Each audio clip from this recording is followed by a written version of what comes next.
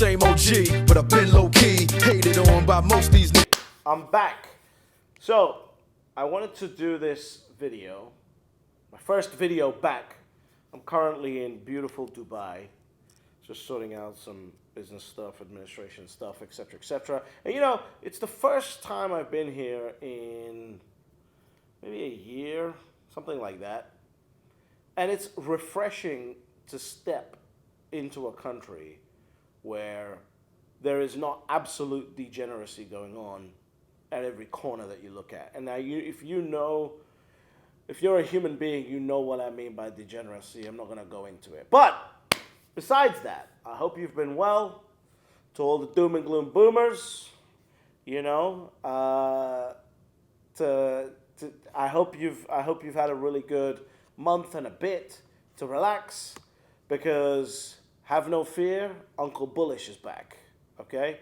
And I wanted to just do this quick video and just give you an update on what I thought was going on in the markets, what was happening. And I said it right at the beginning, right? When everyone else was, you know, posting pictures of their aquapana waters and everything else and getting excited about what was going to happen over the summer, I said, listen, and you know who you are. I said, nothing is going to happen over this summer, and we're going to take until probably the end of June in order to get something to happen, so you should probably go on vacation. And that's what I did. I had an amazing time in Madrid for 2 weeks, which was quite surprising, to be honest, right? Because being out of Europe, I was told, you know, how much Europe has gone downhill, etc., etc., etc.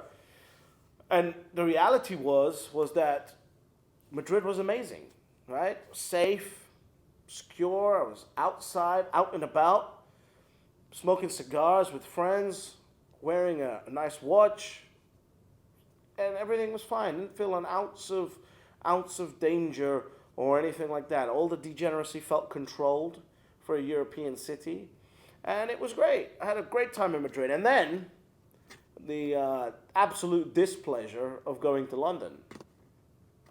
And the only reason I go to London now is because of obviously family and friends. And that's really it. You know, one of the things that was quite shocking for me was I landed back in London after almost a year, because I didn't take my second trip last year, Christmas time, that I would have. And I remember asking myself, if it wasn't for friends and family, would I want to be here? And the answer was immediately no.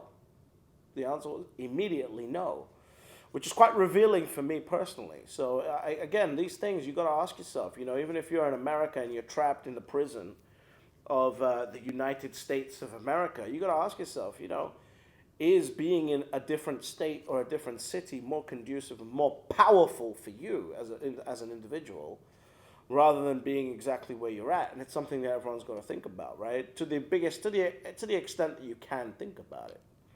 You know, so over this time period, nothing's happened to Bitcoin. It's basically gone flat, and right now it's down. All this time period, you saw all the Twitter nerds basically tweeting every day. This is about to happen. That's about to happen. Oh, we've just pumped $1,000. Oh, now we're down $2,000, etc., etc., etc. And I hope that kept you entertained, if you didn't listen to me and go on vacation, obviously. But really, we're dealing with a market right now which has done phenomenally well, right? Since the launch of the ETFs, we've done the American ETFs. We've done phenomenally well. And at this point, all we're waiting for is for new, fresh capital to start coming into the market, and the capital that's sitting on the sidelines start deploying capital into the market. There's roughly, I think, $8 or $9 trillion just sitting on the sidelines waiting. Now, if anyone thinks that was going to happen over the period where those capital allocators are out in Europe somewhere on a yacht, you're delusional. There's a reason why there's a saying in the market called sell in May and go away. Doesn't mean you got to sell all your assets, but what it does mean is that there's a reason why that saying is there. The capital allocators are gone. And if anyone on Twitter or anyone on YouTube thinks that retail money is moving any of these markets, you're a complete moron. It's just as simple as that, right? I can understand that you're bullish as fuck and you want to find reasons to make yourself think that you and I matter, but this market is now way bigger than both of us. There are forces at play in this market now especially once the ETF launched, that are completely and utterly out of our control and, to a certain extent, for most of us, out of our understanding, right?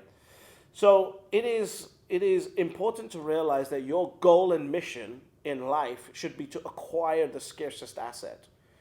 Everything past that is pure entertainment. Acquisition of the scarcest asset is what is important. Everything else is basic mental masturbation, right? It's basic mental masturbation. That's all you got. That's how you got to see it.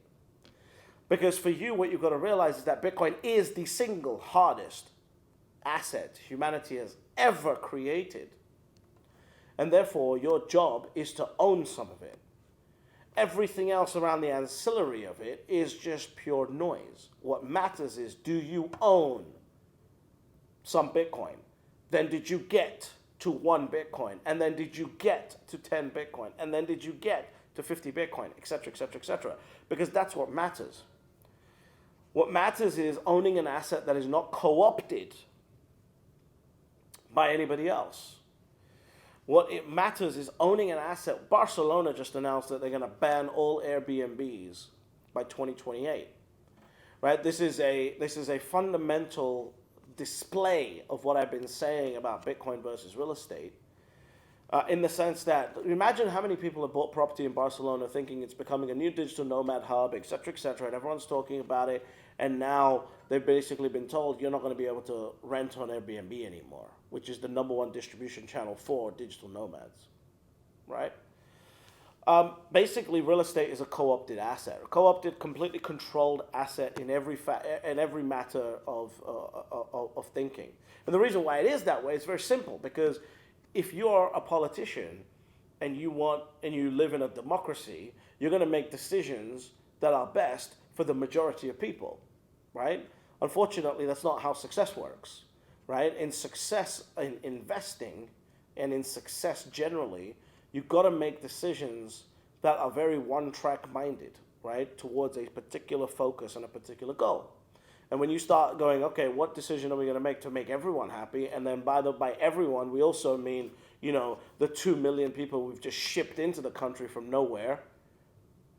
You're going to start, and they've got different expectations of what good quality of life is versus the Europeans that are there, right? The people living in Barcelona. It's like, okay, well, you're going to make some stupid decisions. And that's what Barcelona is about to do. And it's about to display for everyone that property rights mean nothing, right? That your ability to set up a business in real estate absolutely means nothing. That's what Barcelona is about to display for the world, which is positive for us. Why? Because it means that people are going to start looking for alternatives, and that alternative is Bitcoin. Bitcoin is much better property than property will ever be. And Barcelona coming out and doing this is a way to demonstrate that for people. So excellent news. I wish all European cities did it. I wish all European cities listened to the migrants that have come in and listen to their own citizens that were already there, that are telling you that it's getting too expensive, and you start controlling and banning and manhandling real estate. Please do it, because we have an alternative now. And I cannot wait to see the capital flight from real estate into Bitcoin once people realize that your property rights are a complete illusion. They can be taken from you at any moment in time. This is Barcelona, a city, basically stating that in Barcelona you can't do this.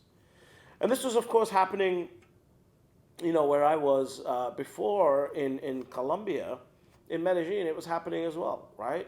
And then as soon as they started getting laxed on that, guess what? Property prices started going up, commerce started taking off, et cetera, and then the locals, not even just the locals, the foreigners, everyone else started complaining because properties were being hoarded and put up for Airbnb, and the prices were going up and crazy. And so now they've sort of tried to rein it in, right? And I, by the way, I completely support it, because I don't think real estate should be an investment asset. I think real estate is a consumption asset, and it should be used as a consumption asset. So the more of these things can that happen, the more we can drive real estate to being what it is, which is a consumption asset, and the faster we can get there. So I'm all in favor of all of these policies around the world to completely fuck with your property rights. I am absolutely in favor of all of them, because I've come to the conclusion on this month-long vacation that I took that we're at a pace of momentum, right? There's a lot of people out there right now trying to clutch on to different thoughts and ideas and things like that. And they don't realize that you're fighting a $900 trillion gorilla, right? You're fighting a $900 trillion gorilla. And you're not going to be able to fight it, right? It's just as simple as that. You are not going to be able to fight it. So in fact, the way to win is to get it to happen faster. Because once you're on the other side of that, we see that it doesn't work. We just seen with the European elections, right? Once you get on the other side of it, and by the way, I said this on Twitter months ago. I said, it seems to me like Europe is going to swing right and Latin America is swinging left. Obviously, there's exceptions on both sides, like El Salvador and potentially Argentina, right? And look what happened in the European elections 2 or 3 weeks ago. Europe is swinging right? And if Europe, that's now been on a 20-year swing left mission, suddenly has a 20-year swing right mission, this is unbelievable. Europe could be one of the best places in the world to be, right? If this actually pans out the way that it looks like it's going to pan out, right? Of course, we could have the same situation as Italy, right, where they thought they elected a right-wing woman, and now migrants of bad immigration has gone through the roof, et cetera, et cetera. So there's a lot of interesting things happening in the world right now, right? You've got the Trump-Biden election. Trump came out by the way, that shocked me, even on vacation, that shocked me because I wasn't expecting there to be Bitcoin at the center of the most powerful country in the world's election campaign, right? And for President Trump to come out and start talking about Bitcoin the way that he has is absolutely phenomenal. I want to congratulate, David Bailey, the whole Bitcoin Magazine team, and whoever else in the background that was responsible for putting that into the consciousness of the presidential election. But what that also means is that, you've now got presidential pumps, right? Are you ready for presidential pumps in this market? And if you don't think that Trump is going to be using the Bitcoin price as a gauge of his own success, come on, what are we talking about? I can imagine a press conference right now where President Trump is talking about the fact that Bitcoin just went up 20% and it's now, $180,000, and that's how good my presidency is doing. So it's constant marketing for Bitcoin from the President of the United States of America. There's going to be grants, there's going to be all these things because of all these campaign promises he's making. There's going to be grants, there's going to be all these things for Bitcoin mining companies that are focused on America, et cetera, et cetera. So this is all looking good. It's shaping up well, right? It's shaping up well. Whether you think that in the short term, we're doing well or not, that doesn't even matter at this point, right? The short term is the short term. It doesn't matter. If you're trying to, if you're shitting yourself based on what's happening, in the short term of Bitcoin because you think that there's a trading opportunity, you got to remember, just do this one calculation. In the middle of your thinking, right? Okay, maybe I should sell my Bitcoin and then I can buy it back at a different price. Just take the gain that you're going to make, right? If you did it, knock off 20% as a minimum, right? And add that take that off the price. And that's the price at which you start profiting and see whether it's worth it or not. Because whatever gain you've had, you're going to have to pay capital gains tax on. So if you've gone from, let's say 50,000 to 100,000, just using this as an example, you've got a 50,000 capital gain. You're going to have to pay 10,000 capital gains tax on that, which means the price would have to drop from 10 to 90 in order for you to start making any money. So if you only think it's going to go down to 85, is this bullfuckery even worth it? A lot of people don't think like that. They just look at the chart and they get addicted to the chart. So look, at the end of the day, the market is healthy. Nothing was going to happen over summer. I told you that. You should have taken a vacation instead of listening to the Twitter nerds trying to think of content. That's the most entertaining part of being off when everyone's on, is that you're looking around and everyone's just forcing content out. It's the same old shit over and over again. But the reality is, the market is the market is the market, right? Bitcoin becoming an ETF in America You know, and that's the other thing. All of these people had so many hopes for all these other country ETFs. What did Uncle Bullish tell you months ago? The American ETFs are the predator of the ETF capital market space. All of these other ETFs are going to be complete and utter bullshit. It doesn't matter what they do. They'll add a little bit for sure as things get going. But the American ETFs is the win that Bitcoin was looking for the next 10 years. And between now and then, the only thing that you need to focus on is, are there any little opportunities in the market for you to make more money? Or is there any developments going on that you really need to understand? That's it. Everything else is completely and utterly programmed into what's going on. The Donald Trump thing, absolute thing that you need to pay attention to, right? Bitcoin going up and down $1,000, you don't need to pay attention to that. The Donald Trump, the President Trump endorsement of Bitcoin will be written about in the history books of Bitcoin. There is not a single ounce of my thought process that believed that we would get a president of the United States of America to talk positively about how Bitcoin, he wants to make all the rest of the Bitcoin in America in this election cycle, right? It was a complete, and I'm flabbergasted when I saw that happen. It was absolutely phenomenal. So that's the one thing that really happened to pay attention to over this whole summer period. But now we're getting into it, right? Now things start happening.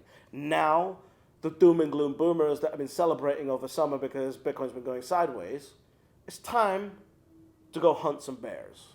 We are approaching a period where we're going to go and hunt some bears. So you better get ready for that. You better be ready for that, because that's what's coming right now. We are going to go, it's bear hunting season is approaching really quickly, and all this short-term up and down bullshit is going to fade away very, very soon. So as that disappears, the pathway for more capital is going to come into line. Here's what I think is going to happen. As the summer comes to an end, more capital is going to be released into the market. We've got presidential elections going on all over the world, which is going to cause some uncertainty. We've got the US presidential election, the UK prime ministerial election. What a shit show. We've got European, after the European parliamentary elections, France announced an election, Belgium PM resigned, Olaf's on his knees. Ursula is pretty much, fighting for her life. There's a lot of changes happening all over the place. And it's quite interesting to me, and we'll talk about it on a future video, so make sure you subscribe. It's pretty interesting to me that the United States looks like it's about to go right. Europe looks like it's about to go right. And the United Kingdom looks like it's about to turn left politically. So it'd be interesting to see how these things sort of pan out. And I want to definitely discuss more of that with you. But overall, I want you to relax. Uncle Bullish is back. Basically, subscribe to the channel, because we're going to be talking a lot more about what's going on here. And anyone who's tried to get in touch with me that I haven't replied to on Twitter or whatever else, I apologize. I was on vacation. And so all I leave you with is we're back. We're back. Subscribe to the channel. Tell everyone we're back. It's time to get back on the bullish fuck train. And at the end of the day, ultimately, there are always only 3 rules to Bitcoin. Step number 1, you buy Bitcoin. Step number 2, shut the fuck up. And step number 3, you get fabulously wealthy.